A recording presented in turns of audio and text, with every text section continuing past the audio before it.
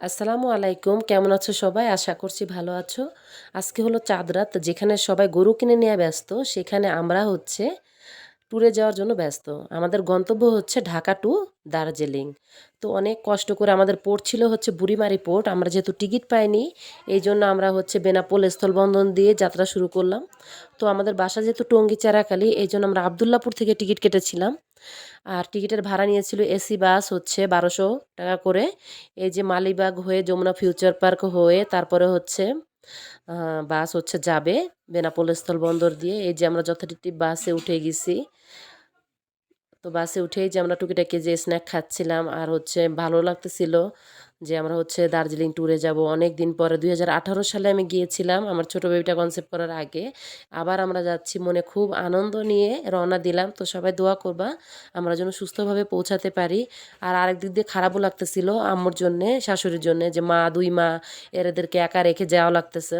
কিন্তু কিছু করার নাই, তোমাদের ভাইয়ার অফিসের কারণে আমাদের এই যে চাঁদ রাতের দিনই রওনা হওয়ার লাগলো। মনে করেছিলাম ঈদের পরের দিন যাব, কিন্তু কিছুতেই টিকিট পেলাম না। যাই হোক, দীর্ঘ যাত্রা বিরতির পরে এই যে আবলুমে গাড়ি এসে থামলো, প্রায় 2.5 ঘন্টা পরে যাত্রা বিরতি দিল। এই যে আমাদের গাড়ি দেখতেই পাচ্ছ, সোহাগ পরিবহন। গাড়িটা খুবই ভালো স্পিডে টেনে আসলো। আর এই যে দেখতে পাচ্ছ আবলুম, আবলুম আমাদের যশোরখন্ডার লোকেদের সাথে বা পদ্মা সেতুর উপরে যারা আমরা চলাচল করি, এরা সবাই কিন্তু কম বেশি আবলুম রেস্টুরেন্টটা চেনো। এর ভিতরে পরিবেশও সুন্দর। এই যে যাই হোক, তারপর আমরা করলাম কি, এই যে যাত্রা বিরতি শেষ করে আমাদের হচ্ছে নিয়ে আসলো ইসে, এই যে এখানে লোকজন কেনাকাটায় ব্যস্ত, শুধু মানুষ আর মানুষ। তারপরে এই যে দীর্ঘ যাত্রা বিরতির পরে রাত 9টা আমাদের বাস ছেড়েছিল, রাত 3টায় আমাদেরকে পৌঁছায় দিল। খুব দ্রুত আসার কারণে রাত 3টায় আমরা ভাবলাম যে সবার আগেই মনে হয় আমরা ইমিগ্রেশন ক্রস করতে পারবো, কিন্তু না, আমাদের ধারণা পুরোটাই ভুল। এখানে রাত 3টা বাজে এসে দেখি হাজার হাজার লাখ লাখ মানুষ। এই যে বেনাপোল স্থলবন্দর অবস্থা দেখতেই পাচ্তেছো। তারপরে দীর্ঘ অনেকক্ষণ পর 6:30টায় ঈদের দিন হচ্ছে আমরা ইমিগ্রেশনে দাঁড়ায় আছি। তারপর ইমিগ্রেশন খুললো। সে কি ভিড় হ্যাসেল, এই যে রোদে যান প্রায় প্রায় ঝালাপালা হওয়ার অবস্থা। যাই হোক, কোনো মতে বাংলাদেশ ইমিগ্রেশনটা ক্রস করে এই যে আমরা এখন ইন্ডিয়ান ইমিগ্রেশনে দাঁড়ায় আছি। এত যে কষ্ট, এত যে হ্যাসেল, কি বলবো তোমাদেরকে, না আসলে বোঝানোর মতো না। গতবার এসে কান ধরে গিয়েছিলাম যে এই বেনা দিয়ে আর আসবো না, কিন্তু দুর্ভাগ্যবশত টিকিট না পাওয়ার কারণে আবারও সেই বেনাপোল দিয়েই আসতে হলো, কিছু করার নেই। যাই হোক, এখন আমরা এই যে পেট্রোপোল পার হলাম। পেট্রোপোল এসে ইমিগ্রেশন শেষ করে টোটো নিলাম। টোটোতে করে আমরা এখন বনগাঁও যাব।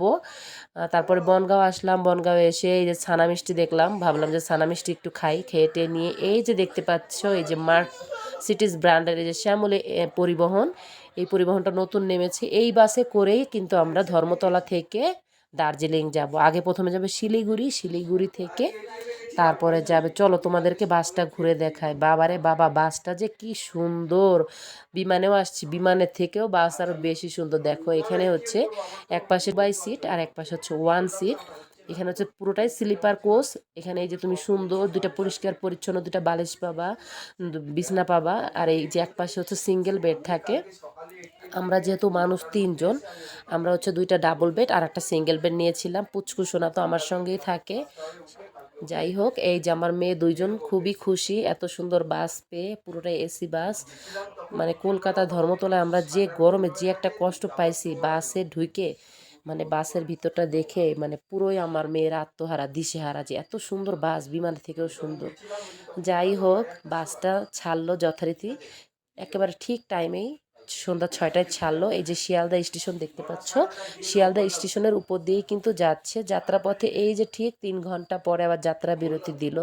এখানকার খুব সুন্দর একটা রেস্টুরেন্টটা মানে কি বলবো, এত সুন্দর, এত সুন্দর পরিষ্কার পরিচ্ছন্ন, না দেখলে বুঝবা না। এই যে মহিলাদের জন্য আলাদা কম্পার্টমেন্ট আছে, এই যে বাথরুম আছে, হাত ধোয়ার বেচিংগুলো। আর এই কলগুলো কিন্তু অটো সিস্টেম, সুন্দর চাপ দিলেই কিন্তু পানি বের হয়। আর এই যে বাথরুমগুলো দেখতেছো পুরো লবির মতো সিস্টেম, খুবই সুন্দর। এই যে তারপরে আবার 2 ঘন্টা পরে আমাদের এই যে শঙ্কর রেস্টুরেন্টে, বিখ্যাত শঙ্কর রেস্টুরেন্টে যাত্রা বিরতি দিল। তারপরে এই যে আমরা আমাদের রাতের খাবারটা আমরা সেরে ফেললাম। মাহিয়ার বাবা নিয়েছিল রুটি, পাওভাজি, আর মাহিয়া নিয়েছিল চিকেন ভাত, এই যে প্লেটার 170 টাকা করে প্লেটার। আর হচ্ছে যে আমার প্লেটারে ছিল হচ্ছে মাছ। মাহিয়া মানহা কান্না করতেছিল, কিছুতেই সে খাবে না। তারপরে অনেক কষ্ট করে দীর্ঘ কষ্ট দুঃখ পার করে এই যে আমরা শিলিগুড়ি পৌঁছালাম, দার্জিলিং এসে পৌঁছালাম। দার্জিলিংয়ের পুরো ভিডিও তোমাদের সাথে শেয়ার করব। আল্লাহ হাফেজ।